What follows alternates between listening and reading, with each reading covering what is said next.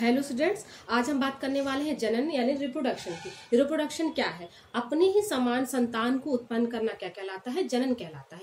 कोई भी जीव है ना, जीव की जाति है, उसका पृथ्वी पर अस्तित्व हमें बनाए रखना है तो हमें क्या करना पड़ेगा? जनन करना पड़ेगा, नहीं तो वो जाति विलुप्त हो जाएगी, है ना। पृथ्वी से उसका अस्तित्व ही खत्म हो जाएगा।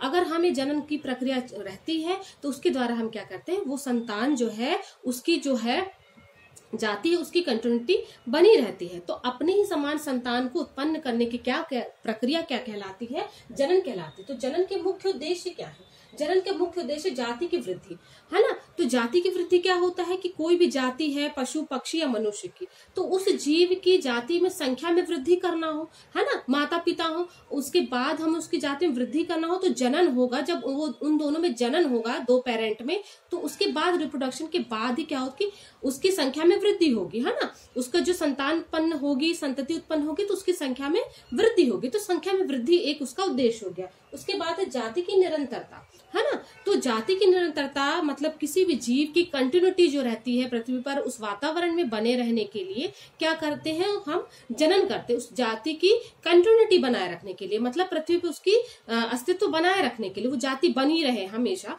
तो उसके लिए हम क्या करते हैं? जनन कहते हैं। फिर उसके बाद आता है थर्ड, समष्टि संगठन यानी पॉपुलेशन ऑर्गेनाइजेशन। ऑर्गेनाइज का मतलब होता है कोई भी जो जाति है उसको ऑर्गेनाइज तरीके से रहना, मतलब हर आयु वर्ग के जो उसमें है उसमें जीव पाए जाते हैं जनन प्रक्रिया के द्वारा। अगर जनन नहीं होगा तो हर आयु वर्ग नहीं पाया जाएगा, माता पिता वहीं रुक जाएंगे, जनन नहीं होगा तो नया जीव भी नहीं बनेगा, उनका ऑर्गेनाइजेशन भी नहीं रहेगा, है ना। तो हर आयु वर्ग की जो अवस्था है क्या करते हैं, उसमें पाई जाती है जनन प्रक्रिया के द्वारा।